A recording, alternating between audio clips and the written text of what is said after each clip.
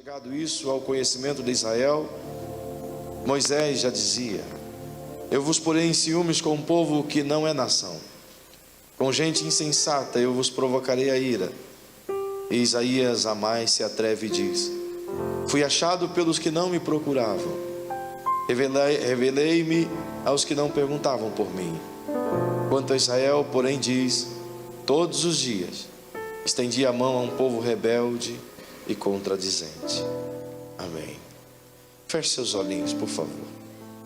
Rei eterno, majestoso e poderoso, mais uma vez eu estou diante da tua igreja para te pedir graça, favor, mediante aquilo que quero transmitir ao teu povo em rápidas palavras.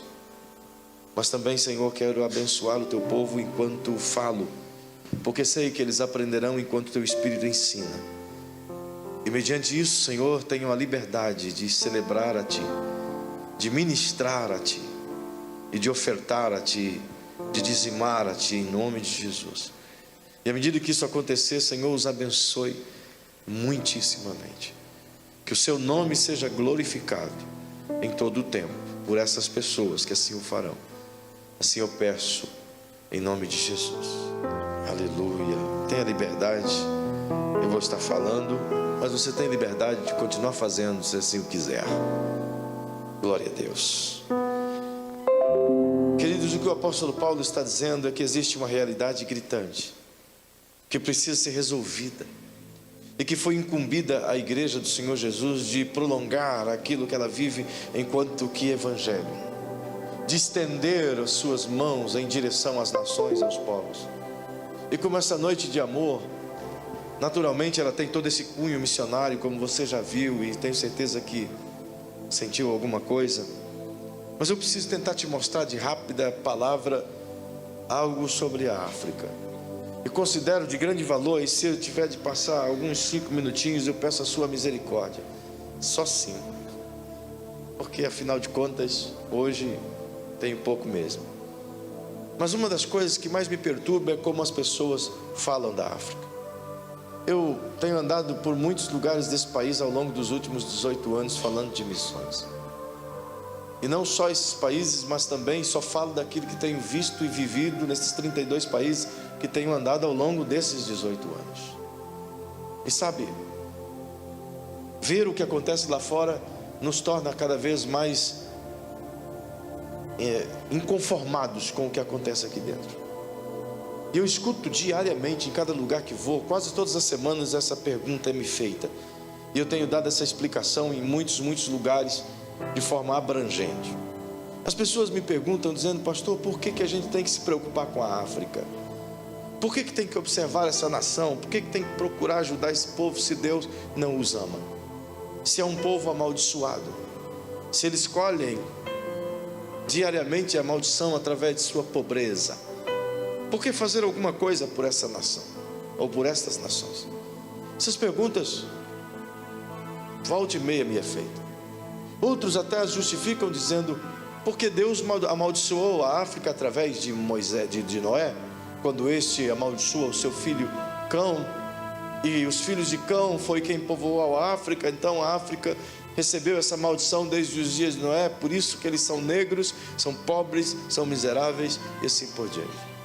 Isso é radicalmente terrível para mim ouvir, porque numa das poucas pesquisas que fiz dentro do nosso país, eu fiquei muito feliz ao me deparar com uma pesquisa feita pela Universidade Federal de Belo Horizonte, de Minas Gerais, que há 2 anos eles publicaram na agência da ONU. Isso me deixou imensamente feliz. E eles vasculharam as origens do povo brasileiro, o teor sanguíneo do povo brasileiro, de norte a sul do país.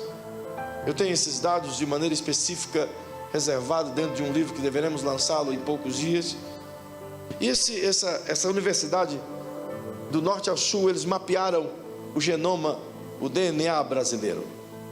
E o que eles descobriram me deixou imensamente empolgado e feliz, e mais inconformado com essas perguntas que me é feita diariamente.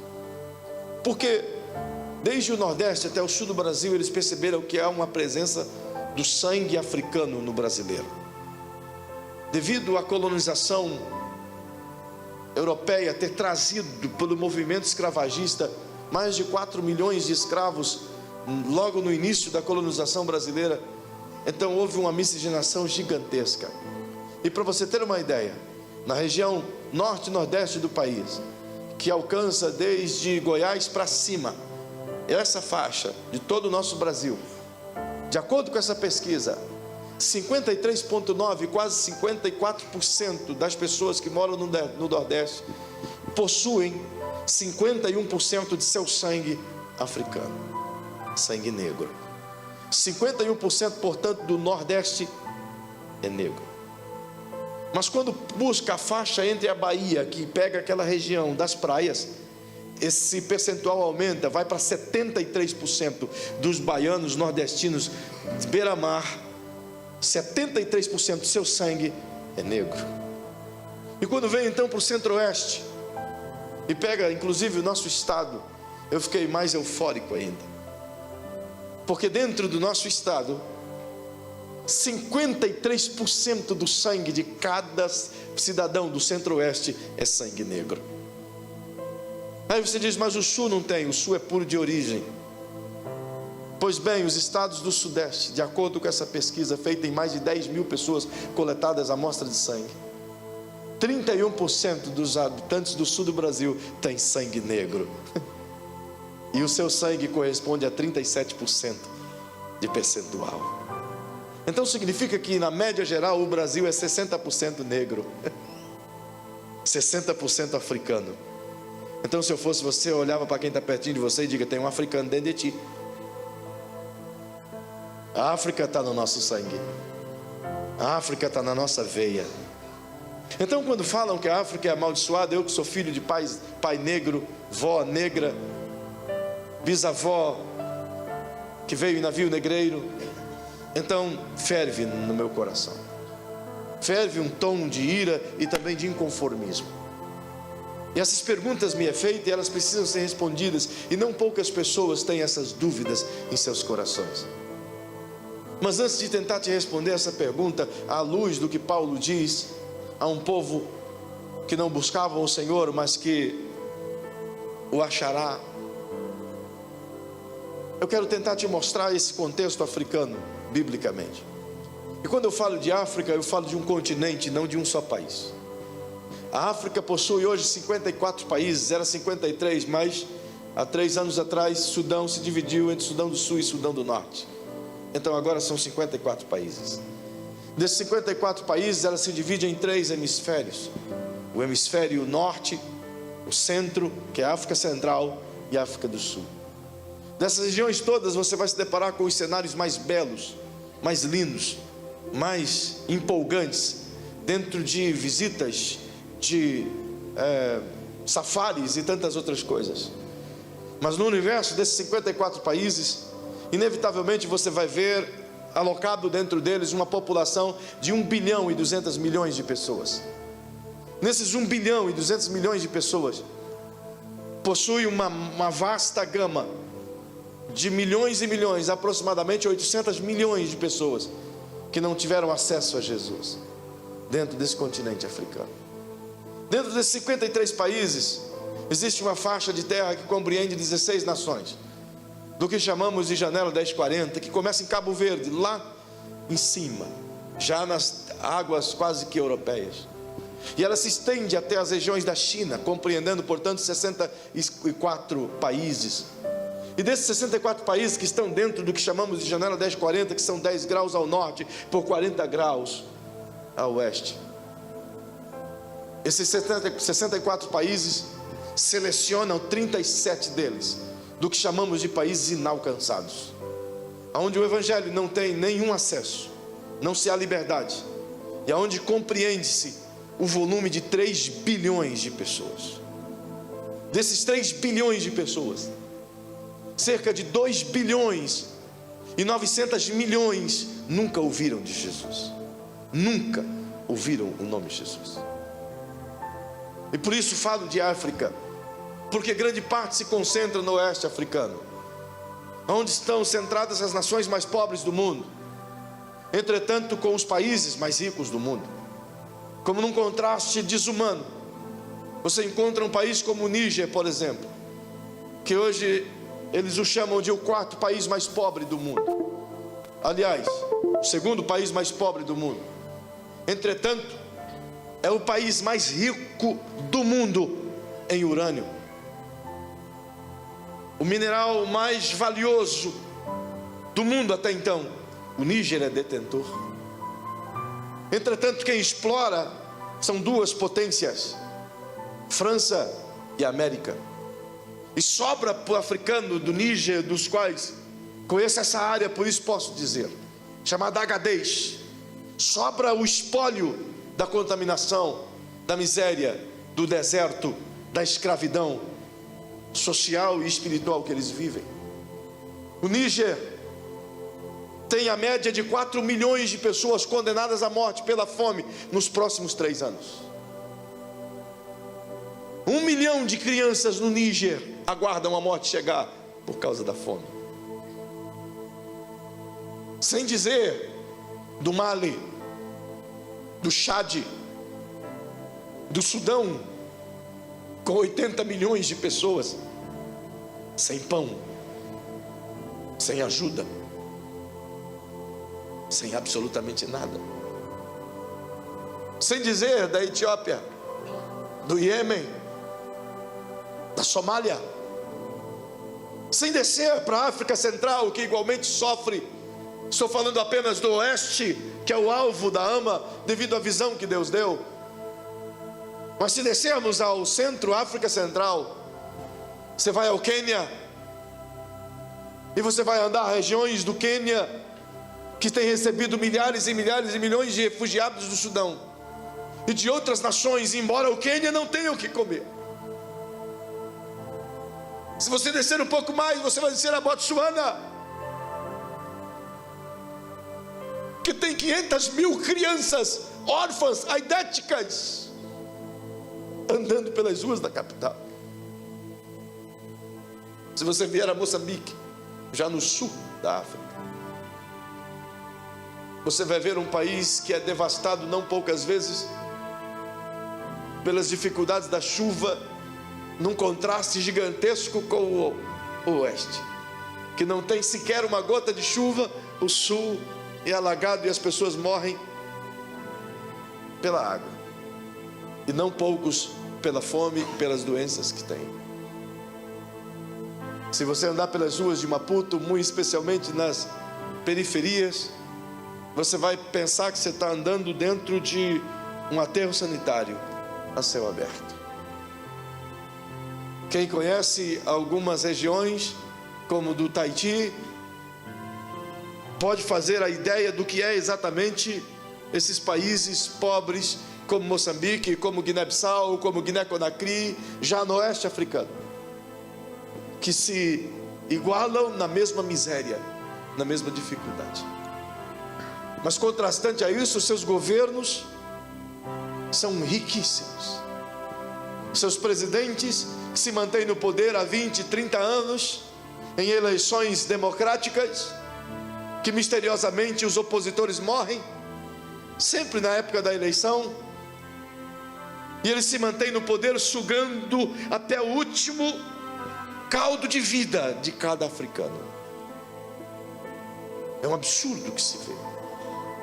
Então, quando você olha para um contexto desse lindo continente, África, a gente não tem outra coisa a pensar. Por que sofrem tanto? Por que passam tanta necessidade? Por que é um continente inteiro vivendo debaixo de tanta opressão e dor? Mas os contrastes existem. Se você for à cidade do Cabo, em Angola, você vai andar em praias maravilhosas, com a Avenida Atlântica, que vai te lembrar o Rio de Janeiro, com prédios suntuosos, com vidraças lindas e muito perfeitas.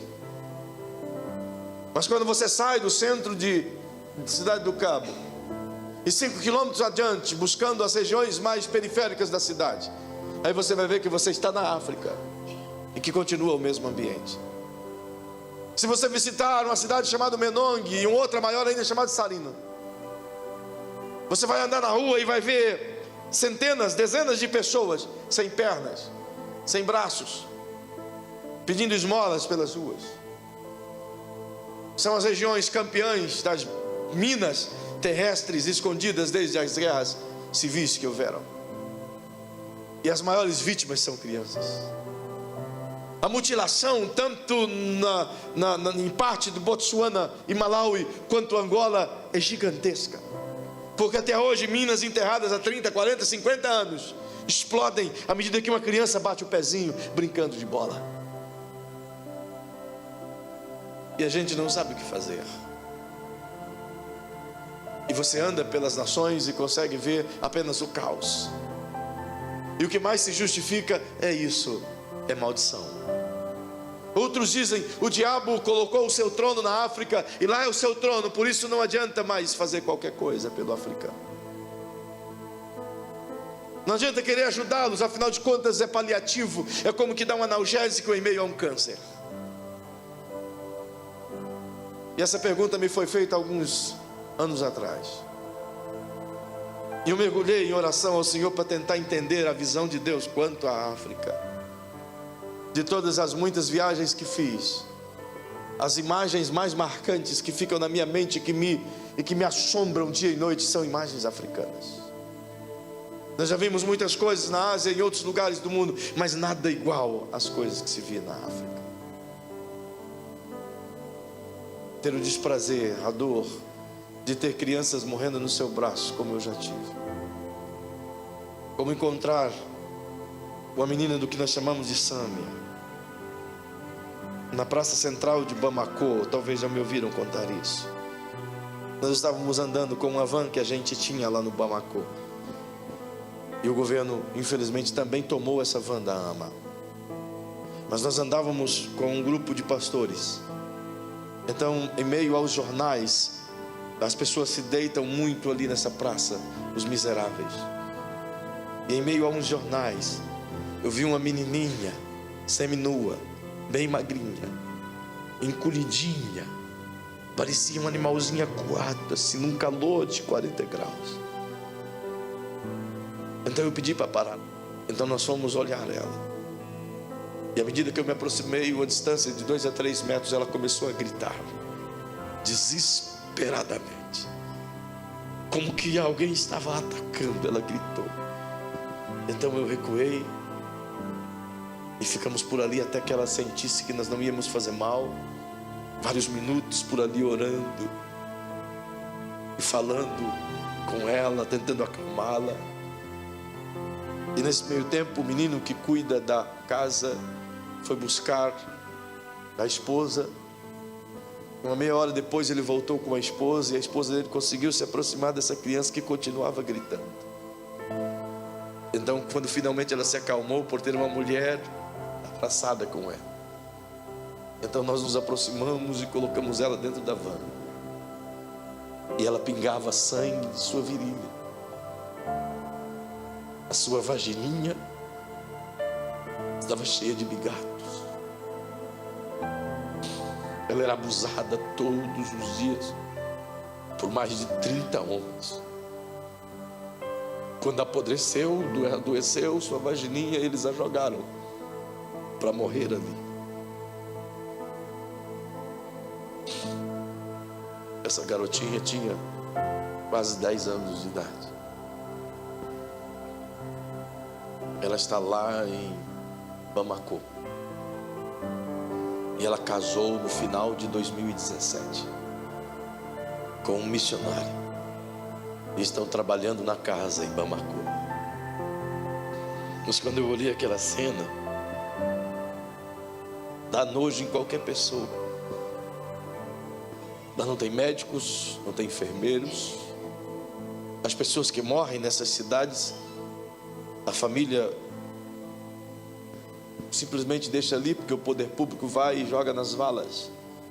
São poucas as famílias que fazem seus enterros. Só quem tem um pouquinho de recurso, porque para enterrar tem que pagar.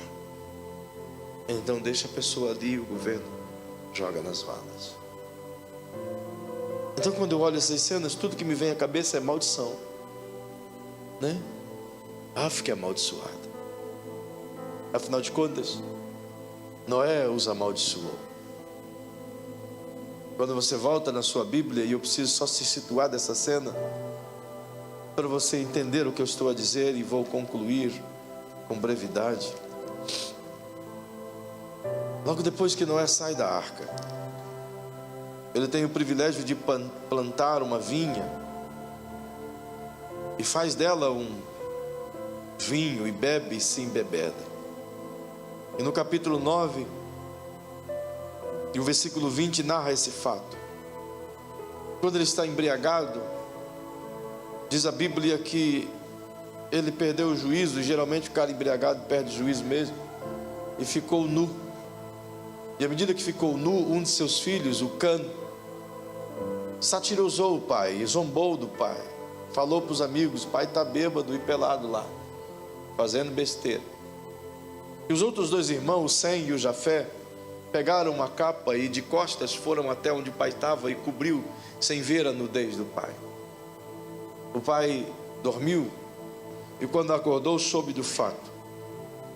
E diz a Bíblia no versículo 24 de Gênesis 9: despertando Noé do seu vinho, soube o que lhe fizera o filho mais moço, e disse: maldito seja Canaã, servo dos servos, a seus irmãos. À medida que ele amaldiçoa Canaã, ele abençoa Sem e a Jafé, conforme os versículos seguintes. E ele submete os filhos de Cão à escravidão aos filhos de Sem. Então, com base nessa palavra, as pessoas acreditam piamente que o sofrimento africano é dado a esse fato aqui. Alguns mais loucos ainda atribuem ao fato do africano ser negro a esse fato aqui. Mas nada tem a ver com isso, a cor da pele. A própria Bíblia diz que dois fatores tornam a pele escura: o sol e a fome. São as duas coisas que enegrecem a pele. E a própria natureza humana se adequa ao sistema da temperatura. E ao longo desses milhares e milhares de anos, a pigmentação da pele do africano se tornou escura devido ao processo de mutação para que se torne segura diante da quentura solar. Isso acontece o inverso também. Quem mora nas regiões geladas da Antártida ou do Polo Norte, igualmente sua pele se adequa ao frio que você e eu não aguentamos, mas eles conseguem viver. Mas e como se explica, portanto, essa maldição? Se os 3 filhos de Noé foram quem povoou o mundo, e se os filhos de Sem povoaram a região que compreende o que é Iraque e toda a parte da Índia, Turquia, região que vai até a China, e se os filhos de Jafé povoaram a Europa e também as Américas, como pode, sendo que os filhos de Cão povoaram, portanto, a África, então são estes amaldiçoados? Bem, a verdade é que Cão, o filho mais moço de Noé, teve 4 filhos. E os seus 4 filhos tiveram povoações diferentes. Perceba que a Bíblia fala deles em âmbitos muito amplos, até porque suas gerações se tornaram proeminentes e se estabeleceram em regiões que foram preponderantes para o que o Evangelho é, o que é hoje, e para que Jesus pudesse nascer. Então perceba, e eu quero te mostrar isso à luz da Bíblia, no mesmo texto que você estava vendo comigo, porém no capítulo 10, se você caminhar comigo um pouquinho, você vai ver que o versículo 6 fala dos filhos de Cã. E aqui cita 4 nomes: Cush, Misraim, Put e Canaã. Deixa na tela, por favor. Esses 4 nomes são os filhos de Cã. Observe bem que Canaã é o mais moço deles, é o caçula. O que acontece aqui? Cush, o filho mais velho, ele pega a sua família e ruma em direção à África, bem verdade. E ele caminhou e cruzou o rio Nilo, e se estendeu em uma região muito bacana do que hoje é chamado de Sudão, com grandes paisagens, e ali eles se estabeleceram. Do Sudão para baixo, do Egito para baixo, é o mesmo lugar onde a história conta de um império antigo muito poderoso, de 3.000 anos antes de Cristo, que chama-se Império Núbio. Esse Império Núbio rejuvenesceu no ano 800 antes de Cristo e assumiu o Egito, do que a história chama de os reis negros, que se estabeleceram como a 25ª e última dinastia do Egito. Observe, portanto, que Cush se estendeu à África em direção ao sul, e lá foi o seu domínio. O segundo filho que aparece aí é Misraim. Misraim, com toda a sua família e seus descendentes, tomaram a foz do Nilo, bem quando o Nilo desemboca, e a sua nação se tornou Egito. Misraim fundou o Egito e todas as suas dinastias. É, portanto, o senhor dessas terras. Quando você olha para Put cruzou o rio Nilo, cruzou as terras de Misraim, e endereçou-se em uma região que hoje é chamada de Líbia, muito importante por sinal. Terras nas quais eu vi os mais terríveis índices de violência em meio ao confronto armado. A Líbia era dominado por um ditador que perdeu a vida pelos próprios cidadãos, chamado Muammar Gaddafi, que dominou o oeste africano durante 42 anos. Imagine, era considerado o homem mais perigoso do mundo de então. A Líbia, portanto, estendeu-se o domínio de Put, desde o Império Líbio até o Marrocos, até a região da Mauritânia, e descendo a Mauritânia, cruzando o rio e chegando ao Mali, Níger, até a região da Nigéria, e onde se estabeleceram outros impérios, em Togo, em Costa do Marfim, e assim por diante, que eu não tenho tempo de falar. Portanto, esses três estabeleceram-se na África. Mas Canaã, que recebeu a maldição de Noé, nunca foi para a África. Nunca sua família se estabeleceu na África. A Bíblia diz que Canaã é o pai dos cafturins, dos cananeus, dos amorreus, dos jebuseus e dos muitos zeus que aparece ao longo do Antigo Testamento. E onde eles se estabeleceram? Do Nilo até a Síria.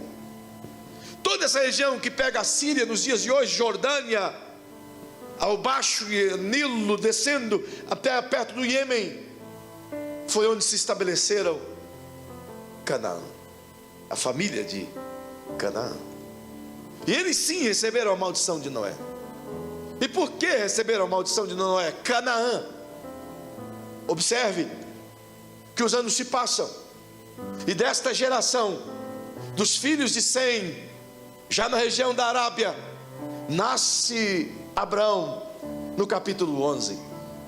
E no capítulo 12 Deus chama Abrão e diz a Abrão: Abrão, sai da Arábia, do meio da tua terra, dessa Mesopotâmia, e cruza o grande rio Eufrates, e vai para uma terra que eu te mostrarei. E ele cruza e desce para a região povoada por Canaã, e todas as tribos, herança de Canaã, está nessas regiões, se estabelecendo. E Deus manda Abrão andar por toda essa terra, montando suas barracas. E Deus diz a Abrão: Abrão, essa terra que você está pisando, eu darei a ti e aos seus descendentes. Mas essa terra pertencia a Canaã. Mas no capítulo 15 de Gênesis, lá na sua casa você vê isso, dos versículos 6 ao versículo 14, Deus dá uma visão a Abrão e diz: Abrão, essa terra que você está pisando é uma terra que vai pecar muito, são herança de Canaã. Os amorreus que moram nessa terra, à medida que eles pecarem, vai aumentar, e eles vão chegar no limite do pecado, e eu vou ter que julgar essa terra, porque eu terei que julgar essa terra. Eu os amaldiçoei no passado, e você vai herdar essa terra no julgamento dessa gente. E como Deus faz isso? É um processo que leva 400 anos, fazendo com que os amorreus construam a terra de Canaã, para que os israelitas possam tomá-la e justificar assim a maldição dada pelo próprio Noé. E onde entra a África nisso?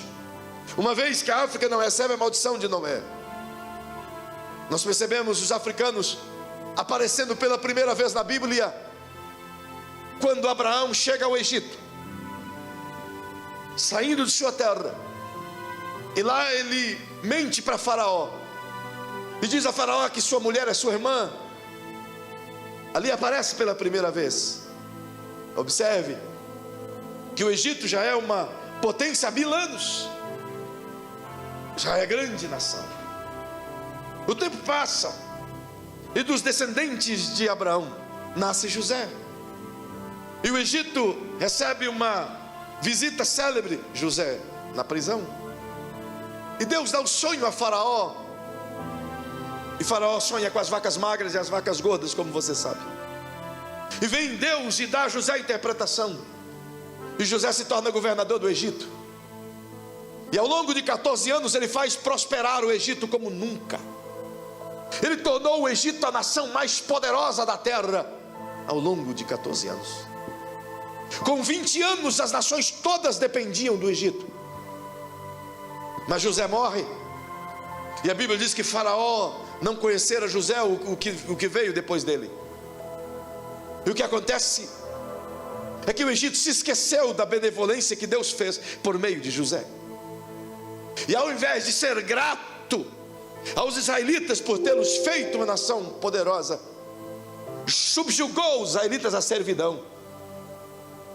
Então, por conta dessa maldade que Israel fez, veio a punição de Deus através das 10 pragas, destronando Faraó e arrancando Israel do Egito com o braço forte, e o levando a igualmente nações que oprimiam outras nações, os amorreus, os caftoreus, os cananeus.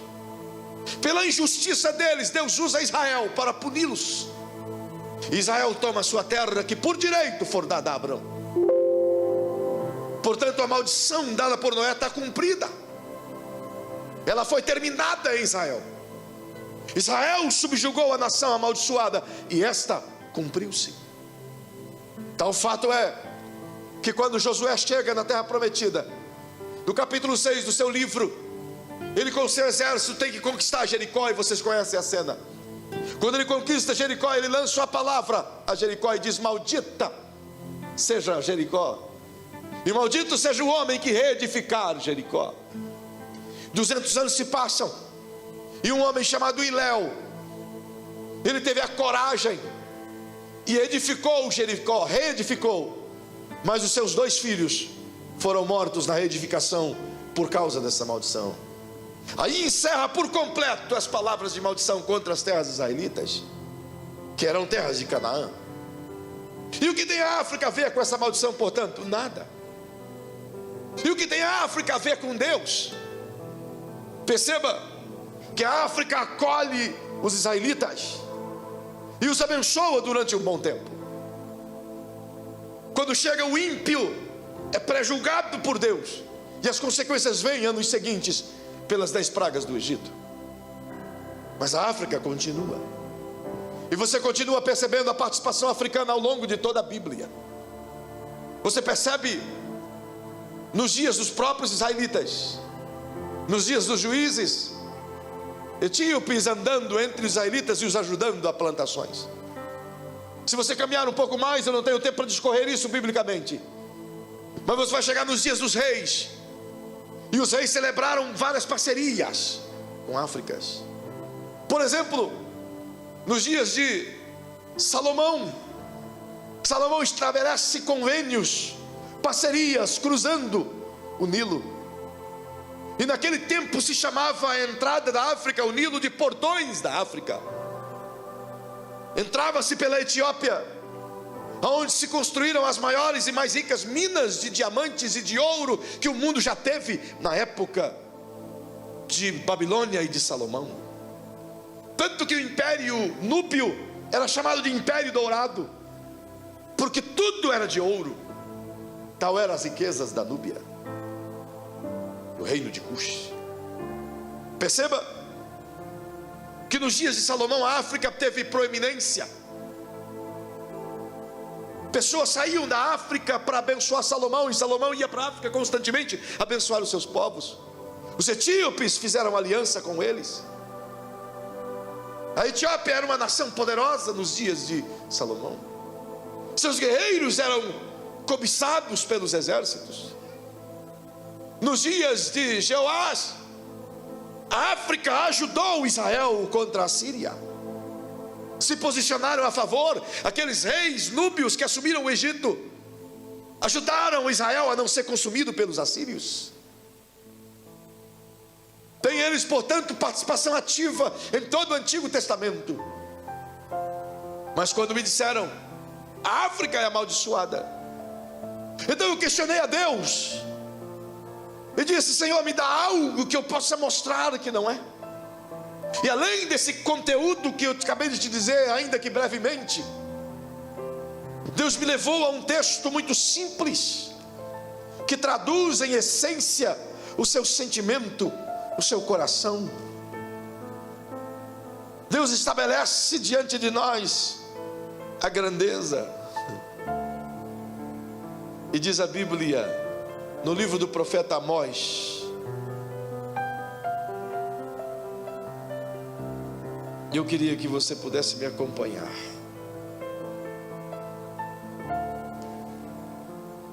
Capítulo 9 de Amós. E o versículo 7 em diante. Diz o Senhor: não sois vós para mim, filhos de Israel, como os filhos dos etíopes? Diz o Senhor: não fiz eu subir Israel da terra do Egito, e de Caftor os filisteus, e de Quiro os sírios? Eis que os olhos do Senhor estão contra este reino pecador, e eu o destruirei da face da terra, mas não destruirei de todo a casa de Jacó, diz o Senhor. Porque eis que darei ordens e sacudirei a casa de Israel dentre todas as nações, assim como se sacode o trigo sem que caia na terra um só grão.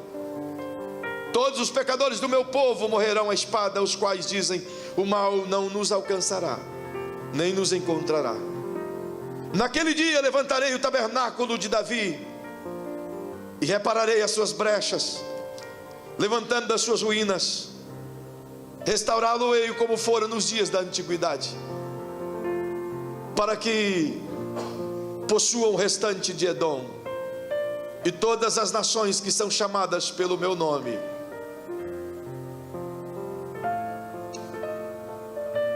Diz o Senhor, que fez todas essas coisas.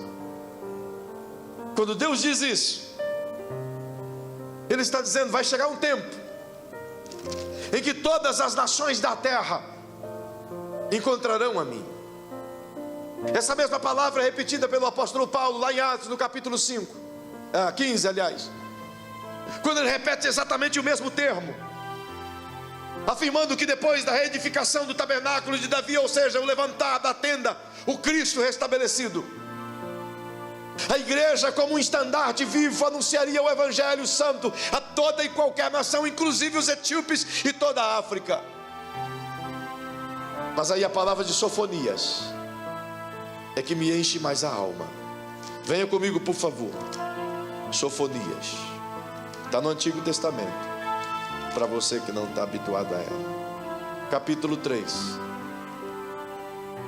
Se todas as pessoas do mundo inteiro terão acesso a esse Evangelho através da igreja, então o Senhor diz assim em Sofonias 3:10: da além dos rios da Etiópia, os meus adoradores, que constitui a filha da minha dispersão, irão a mim e me trarão louvores. Deus está dizendo: da além dos portões da Etiópia, eu vou trazer todos os meus adoradores, e a mim me servirão. A África tem um papel fundamental. Se não percebam, como não tenho tempo mais de te mostrar, biblicamente, eu vou citar e você procura depois. Quando você chega nos dias de Jesus, então a África é esquecida, não aparece mais no cenário depois de Alexandre o Grande. Isso é de 335 a.C. para então. Mas agora Jesus é levado ao Calvário, condenado a carregar a sua própria cruz, depois de ser supliciado. Tanto Mateus quanto Lucas e Marcos afirmam tal cena de tal dor. E a cruz de Jesus era imensamente pesada, e ele estava todo dolorido, com seu corpo moído. Então diz a Bíblia que vinha vindo do trabalho um certo homem chamado Simão Cirineu. Diga comigo, Simão Cirineu. Ele vinha vindo do trabalho. Onde Jesus estava tinha milhares de pessoas, milhares de homens, mas tinha que vir um Cirineu do trabalho. Então pegaram esse homem e disseram: carrega a cruz desse malfeitor. Agora, por que os soldados romanos tinham que pegar Simão, o Cirineu, e não qualquer outro homem daquele ali? Porque negro tem a ideia de escravidão. Roma já os escravizava, assim como todas as outras nações. Então tomam Simão Cirineu, e permita dizer, Simão Cirineu. Diga comigo, Cirineu. A palavra Cirineu significa que ele veio de uma região chamada Cirenaica. Cirenaica é a região norte da Líbia, onde Muammar Gaddafi governava. Ainda hoje é chamado de Cirenaica. Os líbios migravam para Jerusalém em busca de emprego, de trabalho, nas construções romanas. Por isso eles eram sobrepujados pelos romanos, que colocavam cargas. Eles eram os homens fortes, altos, magros, mas fortes. Então supunha que eles aguentavam peso. E é colocado esse homem para carregar a cruz de Jesus. E a Bíblia diz que ele levou a cruz de Jesus até o Gólgota, até o monte chamado Caveira. Mas olhando para Jesus, sentindo o sentimento de Jesus, a dor de Jesus, esse homem ficou impactado com aquela cena. Ele nunca tinha ouvido de Jesus, mas ele teve com Jesus na cruz. Então ele vai para casa com dor na sua alma. Ele carregou a cruz de um culpado, aos olhos humanos, inocente aos olhos divinos. E quando chega em casa, ele partilha com a sua esposa e os seus filhos o que acabou de acontecer. E os seus filhos e a sua esposa creram em Jesus, receberam Jesus. Seus filhos se chamam Alexandre e Rufo, que 15 anos depois se tornaram ajudadores, cooperadores do ministério de Paulo. Tais meninos se converteram à fé, foram cheios do Espírito Santo em Atos 2, quando 17 nações ouviram. Entre essas nações, os de Cirene estavam lá e receberam o Espírito Santo. Aleluia. A África estava em Atos 2, quando viu o Espírito Santo descer sobre a igreja primitiva. Os filhos de Simão estavam em Atos 2, foram movidos pelo Espírito Santo e se tornaram igreja. Então 8 anos se passam, e a igreja é perseguida por Herodes, e em seguida por outros sanguinários que sucederam Herodes. E à medida que a perseguição vem, a igreja se espalha. E a primeira dispersão da igreja, logo após a morte de Estevão, sendo apedrejado, pela concordância de Saulo, que até então era perseguidor da igreja, em Atos 7. E à medida que isso se expande, os judeus que eram de Jerusalém, crentes, fiéis a Deus, cheios do Espírito Santo, partiram por todos os lugares e chegaram em uma cidade chamada Antioquia da Síria. E à medida que chega nessa grande cidade, com quase 400 mil pessoas, uma cidade cosmopolita, com gente de todas as nações do mundo vivendo ali. Então chegou os judeus e olharam aquela grande cidade. Era uma cidade romana, era a quarta cidade do império, tão importante que era. Perceba que à medida que os judeus chegam ali, eles dizem: vamos pregar o evangelho. E eles anunciaram o evangelho a uma igreja, aos judeus, e tornou-se uma igreja judia, grande igreja, mas judia. Só judeu poderia ser cristão naquele lugar, os gentios nunca, os cosmopolitas que estavam ali nunca, de maneira alguma. Então a perseguição continua em Jerusalém, e os africanos estão em Jerusalém, os irmãos da Líbia, os irmãos de Cirene, os irmãos da Somália, os irmãos da Etiópia, que se estabeleceu uma mega igreja, estão ali. Agora perceba que os filhos de Simão e toda essa herança não só ficaram ali. Quando veio a perseguição, eles voltaram para Cirene, e de Cirene desceram para uma região chamada Algéria, do que hoje é Algéria, mas naquele tempo se tornou uma grande potência da Líbia, de modo que lá se estabeleceu uma das maiores e mais importantes igrejas do mundo, liderados por um homem que é chamado de pai da igreja, a saber, Santo Agostinho, que é tanto preservado por todos? Foi através dos filhos desse homem, de Simão Cirineu. Agora perceba que à medida que a perseguição aumenta, esses africanos saem de Jerusalém e também chegam em Antioquia da Síria. E aqui que chegam ali, eles percebem que tem uma igreja de judeus, mas que não recebe gentios. E eles são crentes, mas são gentios. Então eles dizem: não podemos guardar o evangelho para nós temos que pregar o evangelho para todos. Afinal, Jesus anunciou para todos. Então eles pregaram o evangelho aos gregos, aos gentios que estavam ali. E disse Paulo que Jesus diria, lá no capítulo 10, como lemos, ele seria achado daqueles que não buscavam por ele. Então agora os gentios ouvem o evangelho, e ouvem o evangelho pelos africanos, pelos de Cirenaica, e eles creram no evangelho, e a igreja se tornou forte, se tornou poderosa. E a Bíblia diz em Atos 11 que a graça de Deus era sobre eles, e a graça de Deus desceu sobre a igreja, e ela se multiplicou e se tornou uma igreja grande, tão grande que a notícia chegou em Jerusalém. E quando chega em Jerusalém, aos ouvidos de Pedro e João, e eles dizem: tem que mandar um pastor para lá. Vamos mandar quem? Vamos mandar Barnabé, o filho da consolação. E mandaram Barnabé, e ele vai para Antioquia, e ele chega em Antioquia, diz a Bíblia que ele viu a graça de Deus e se alegrou. E à medida que ele viu a graça de Deus e se alegrou, ele disse: é muita coisa para mim, tenho que chamar alguém. E foi até a região de Tasso, onde se tentava encontrar Saulo, e encontrou Saulo. Saulo havia vindo de volta da Arábia, ele estava agora pronto para servir o evangelho. Então agora ele disse: Saulo, vamos comigo para Antioquia, tem alguma coisa para nós fazermos lá. E quando Saulo chega com Barnabé em Antioquia, ele percebe uma igreja africana, cheia de Deus, faminta de Deus, e Paulo começa a ensinar a eles. E a Bíblia diz que pela primeira vez na história do evangelho, as pessoas olhavam para os africanos e diziam: se parecem com Jesus, o jeito de andar é de Jesus, eles são cristãos porque se parecem com Jesus. Oh, era uma igreja parecida com Jesus. Eles entraram em oração, viveram em jejum. Agora perceba, Atos capítulo 13, 2 anos se passam, estavam eles orando e jejuando. Estava lá Barnabé, estava Lúcio, estava Saulo, estava profetas, estava Simão, estavam os sirineus orando e jejuando. Então vem o Espírito Santo e diz: apartai-me a Barnabé e a Saulo para a obra que eu tenho chamado. A primeira igreja missionária foi uma igreja africana. A primeira igreja a enviar missionários para o mundo todo foi uma igreja africana. É por isso que a África é importante para Deus, ela é a base de missões. Então a África não tem maldição. É por isso que os olhos de Deus estão voltados para a África. Há 5 anos atrás eu estava saindo do Níger, no aeroporto de Niamey. Um pastor chamado Moçamani me abraçou e chorou ao meu ombro.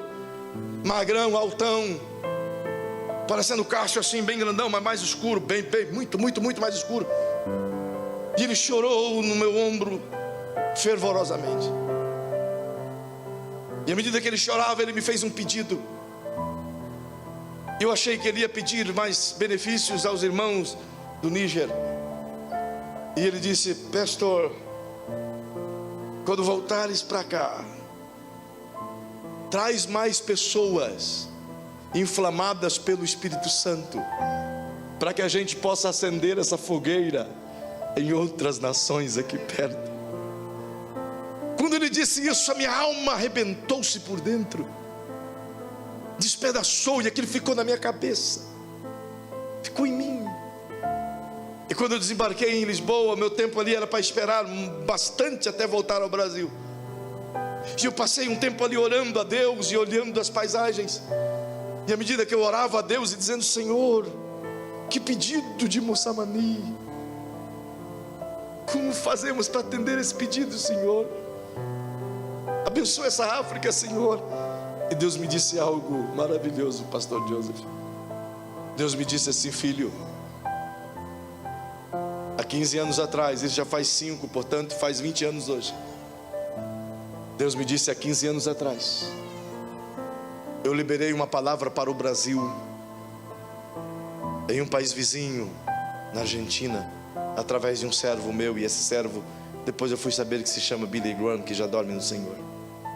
E ele diz: eu liberei uma palavra para o Brasil e para os de língua hispana, que estava colocando em vocês a chama, para que o mundo pudesse ouvir o meu nome através de vocês de língua hispana.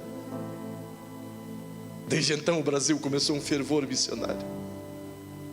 Mas disse-me o Senhor: mas vocês do Brasil ignoraram essa chama, estão deixando-na apagar. Mas não se engane, disse o Senhor, porque eu levantarei a África e ela incendiará o mundo com o meu evangelho. Desde então eu sonho que o Brasil agarre essa oportunidade, pastor Davi, mas ao mesmo tempo tenho esperança de que não agarre, para que Deus levante a África. E quer saber? Eu estive em Nairobi, no Quênia, há 25 anos atrás. Uma igreja chamada The House Prayer, casa de oração, decidiu enviar 20 missionários de seu país, dos Estados Unidos, para Nairobi, para orar, só orar. E eles se estabeleceram e oraram por 10 anos. E durante 10 anos essa igreja multiplicou-se em oração. Mas se você for nas ruas de Nairobi hoje, uma cidade de 3 milhões de habitantes, a cada quarteirão, a cada semáforo, você vai ver um crente de mãos levantadas, falando em línguas estranhas e profetizando sobre a cidade. Há um fogo queimando em Nairobi.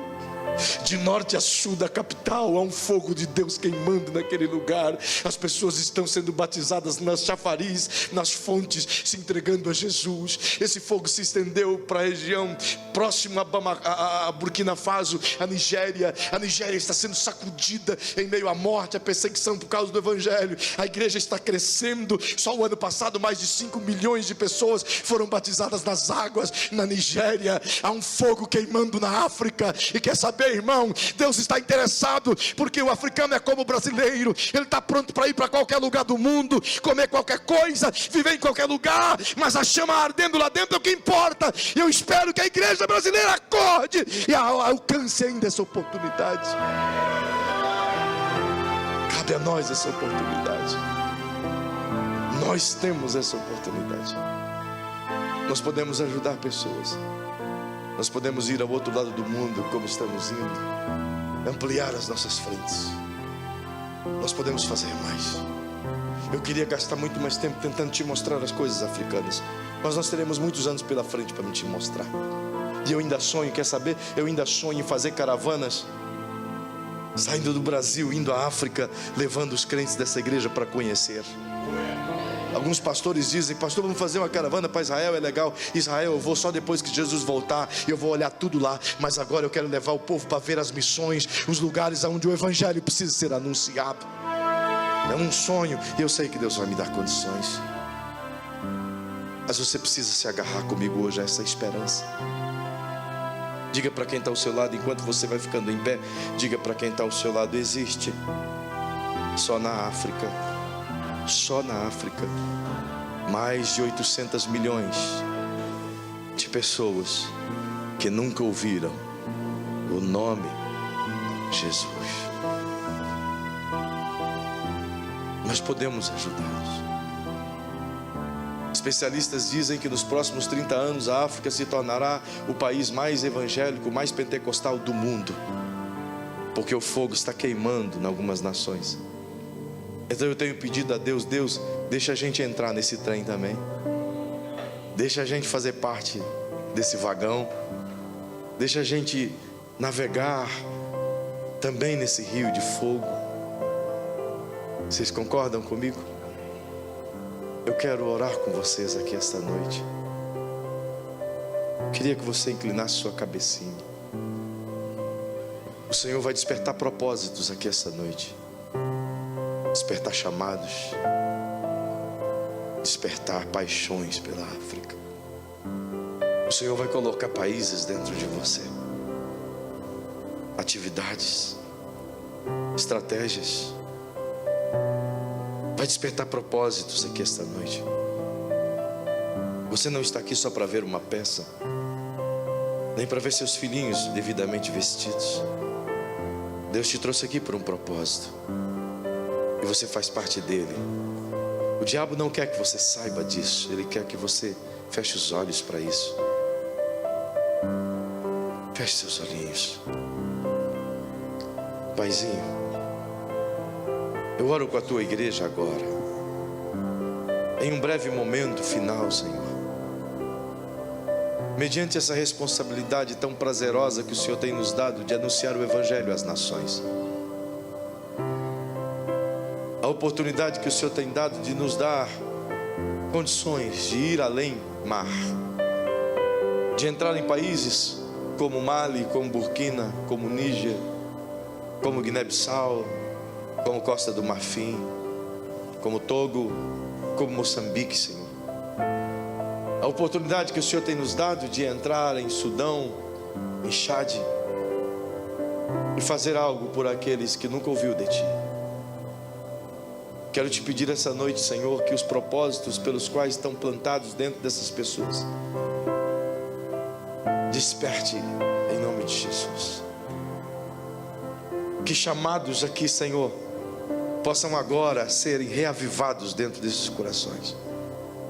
Que homens e mulheres que estavam conformados com aquilo que são e que estavam fazendo recebam um despertamento de Ti, Senhor, em nome de Jesus. Que nesse momento, Senhor, seja um tempo não só de reflexão, mas de despertamento ministerial. Que mulheres recebam de Ti o chamado divino agora, para fazer parte desse projeto. Bem baixinho, bem baixinho. Façam parte desse projeto divino, Senhor, de alcançar as nações.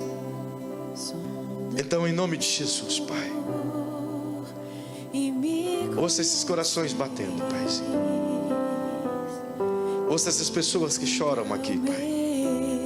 Choram pela África, choram pelo africano, choram por crianças diariamente estupradas.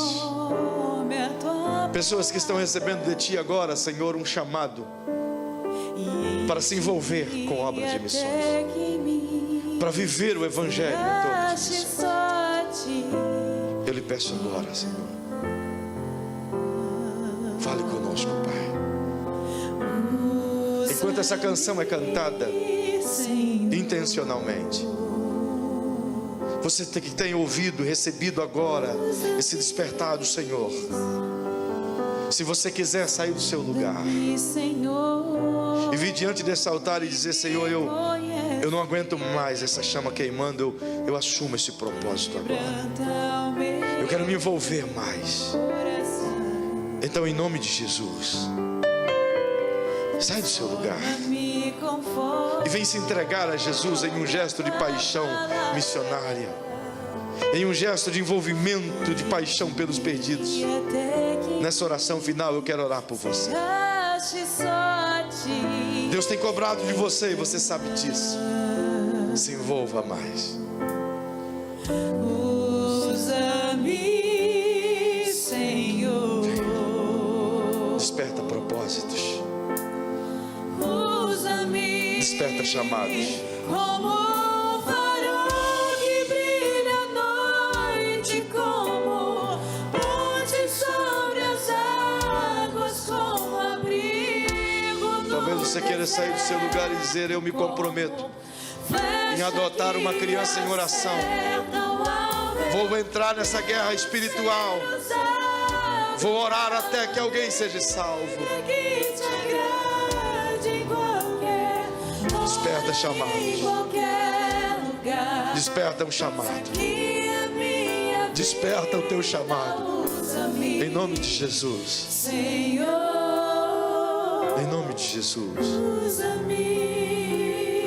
Oh, em nome de Jesus. Chore mesmo. Chore mesmo.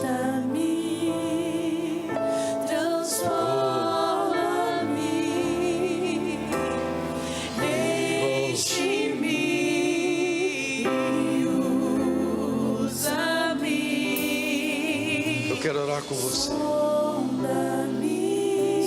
Chore o quanto quiser.